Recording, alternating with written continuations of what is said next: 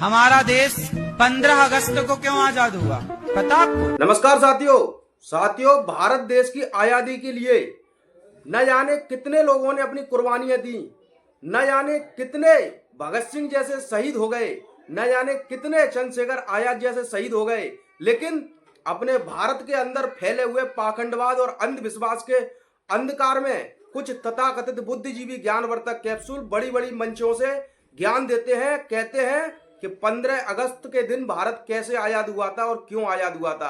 आइए हम आपको दिखाते हैं और सुनाते हैं उनके कुछ अलग अंदाज के भाषण। एक बार क्या हुआ, एक समुद्र के किनारे चिड़िया ने अंडा दिया। समुद्र की लहर आई और चिड़िया का अंडा बहा के ले गई। तब तक वहाँ समुद्र के किनारे एक चिड़िया ने अंडा दिया। ये तथाकथित बुद्धिजीवी ज्ञानवर्धक कैप्सूल बोल रहे हैं कि समुद्र के किनारे एक चिड़िया ने अंडा दिया और समुद्र की लहर आई, उस अंडे को बहा ले गई।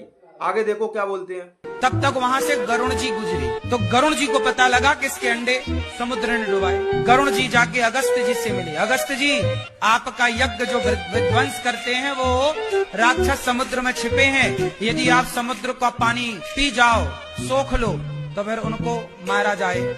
अगस्त जी ने समुद्र पी लिया। तब अंग्रेजों को पता लगा कि 1 अगस्त ने सागर पी लिया। अब तो 15 अगस्त है भैया, भागो भारत छोड़ के, वरना ये 15 अगस्त क्या करेंगे। इसलिए हमारा देश आजाद हुआ 15 अगस्त को। क्यों हिला डाला ना। तो देखा आपने, गरुड़ जी थे भारत को आजादी दिलाने वाले और समुद्र थे, यानी कि जो इतने सारे शहीदों की, जो कहने का मतलब जिन लोगों ने बलिदान दिया, जिन लोगों की कुर्बानियां हुई, इतने सारे लोग शहीद हुए, उन लोगों का कोई इसमें वो नहीं है भारत की आजादी में योगदान। ये तथाकथित बुद्धिजीवी ज्ञानवर्धक कैप्सूल जो बड़ी मंच पर बैठ के बता रहे हैं कि गरुड़ जी आए और यज्ञ भंग हो गया और फिर समुद्र पी लिया और 1 अगस्त ने समुद्र पी लिया, फिर 15 अगस्त बन गया। देख रहे हैं आप लोग कितनी खतरनाक थॉट दी है इस बंदे ने। हमें आज तक पता ही नहीं था साला भारत आजाद हुआ कैसे। हमें आज तक यही पता नहीं था कि भारत की आजादी कैसे हुई। हम तो ये समझते थे कि भगत सिंह, चंद्रशेखर आजाद और ये पंडित जवाहरलाल नेहरू, गांधी जी, इन लोगों ने आंदोलन किया और ये लोग शहीद हुए, तो इस तरीके से भारत आजाद हुआ। हम तो ये जानते थे, हमें पता ही नहीं था इस सब के बारे में, कैसे भारत आजाद होता है। कसम से हमें नहीं पता था, लेकिन आज इन महाशय के मुंह से सुनकर बड़ा प्रसन्न हुआ मन। ऐसा लगा जैसे कि भारत की आजादी का पहला पन्ना आज खुला है।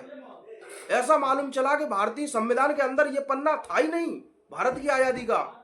हमें लगता है ये वाला पन्ना पहले लगाना चाहिए था भारत की संविधान में।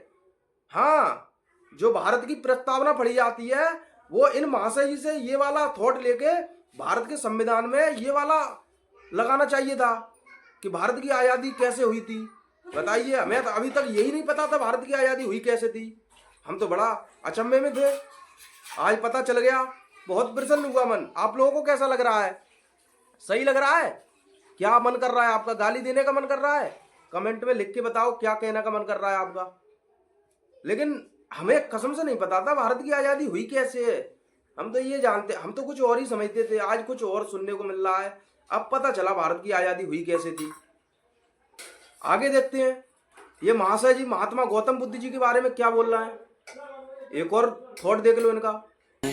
हाँ, और बुद्ध अवतार बहुत छोटा अवतार है, तो कोई विशेष लीलाएं भी नहीं हैं, पर विशेष उनकी चर्चाएं नहीं हैं। श्रेष्ठ 2 ही अवतार हैं, राम और कृष्ण।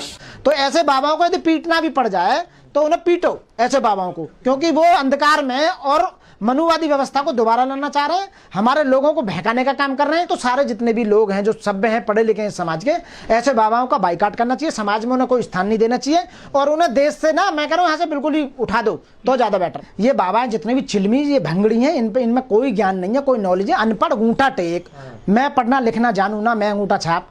आप बताइए, मोदी जी विदेश में जाकर कहें कि बुद्ध की धरती से आ जाऊं मैं, भाई क्यों कहो ऐसी बात करो, वहां से पर ढेर सारा बोलेगा। तो देखा आप लोगों ने, ये महाशय कह रहा है बुद्ध का अवतार बहुत छोटा अवतार है, उसमें कोई लीलाएं नहीं है।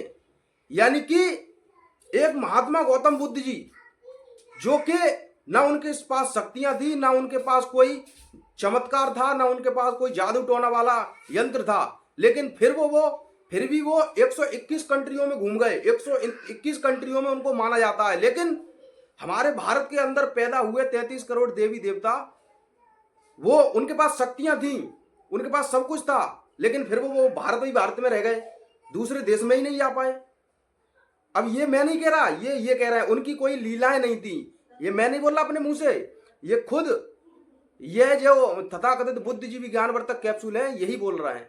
अब ये कह रहा है कि बुद्ध की कोई लीला ही नहीं थी, यानी कि इनके कहने का मतलब है बुद्ध की कोई लीलाएं होती, रासलीला करते, लड़कियों के साथ मनोरंजन करते, लड़कियों के साथ छेड़छाड़ करते, इनके कहने का मतलब ये लीलाएं होती तब इनको आनंद आता। किसी के साथ युद्ध हो रहा होता, महाभारत जैसा युद्ध हो रहा होता, किसी की कोई लड़की छेड़ी जा रही होती, वहां पे ये पहुंचते, इनको ये लीला बताते हैं। ये सब हो रहा होता तो इनको आनंद आता, इनको लिखने में आनंद आता, फलाना ने ऐसे किया, ठिकाने ने ऐसे किया। लेकिन शुद्ध तरीके से एकदम मन को शांत करके इन्होंने भारत के अंदर जो परिवर्तन किया, भारत के अंदर एक बुद्धमय भारत बनाया, ये इनको भा नहीं रहा है। क्योंकि महात्मा गौतम बुद्ध जी ने इनके अड़ाम्बर पाखंडवाद अंधविश्वास को, इनकी जड़ों को उखाड़ फेंका था। इनकी जड़ों को उखाड़ के फेंक के उसके बाद महात्मा गौतम बुद्ध जी ने जो बुद्धमय भारत बनाया, वो बुद्धमय भारत को इन लोगों ने क्या किया, जो चक्रवर्ती सम्राट अशोक थे, उन्होंने जब वो युद्ध जीते विजयदशमी के दिन, जब वो युद्ध जीते, विजयदशमी के दिन युद्ध जीतने के बाद जब उन्होंने 84,000 स्तंभ बनवाए भारत के अंदर, वो स्तंभों की, वो मूर्तियों को इन्होंने तोड़ कर, वो मूर्तियों की इन्होंने दिशाएं बदल कर, इन्होंने कहीं देवी की मूर्ति बना दी, कहीं किसी की मूर्ति बना दी, कहीं किसी देवता की मूर्ति बना दी। इनके पास मूर्तियां नहीं थी, बुद्ध की मूर्तियों को चुरा कर इन्होंने देवी देवताओं की मूर्तियां बना दी। इनके पास मंदिर नहीं थे, बुद्ध की मूर्तियों, बुद्ध के मंदिर इन्होंने कब्जा कर के इन्होंने देवी देवताओं के मंदिर बना दिए। अभी तक जितने भी भारत के अंदर मंदिर हैं, बड़े बड़े स्थल हैं, उन सब के मंदिरों में जो मूर्तियां दिखती हैं वो इतने इतने ढकी हुई मिलती हैं।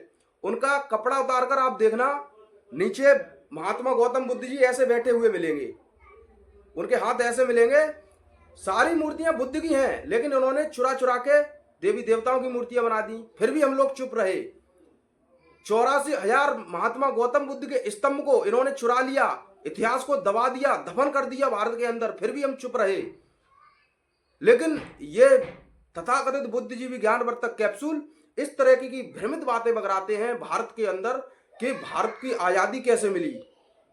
चिड़िया ने अंडा दिया समुद्र के किनारे, 1 अगस्त आए, गरुड़ देव आए और 1 अगस्त ने समुद्र पी लिया पूरा और अंग्रेज भाग गए। यानी कि पता नहीं कौन सा लॉजिक है, कौन सी साइकोलॉजी है, कौन सी टेक्नोलॉजी है इनके पास, ये सब बातें इनके अंदर आती हैं। बताइए आप लोगों की क्या राय है इस वीडियो पर, कमेंट कर जरूर बताएं। बाकी तो हमें तो गाली देने का मन कर रहा है, लेकिन हम देते नहीं हैं। बाकी आप लोगों का क्या मन कर रहा है कमेंट में नीचे कमेंट बॉक्स में बताएं। जय भीम।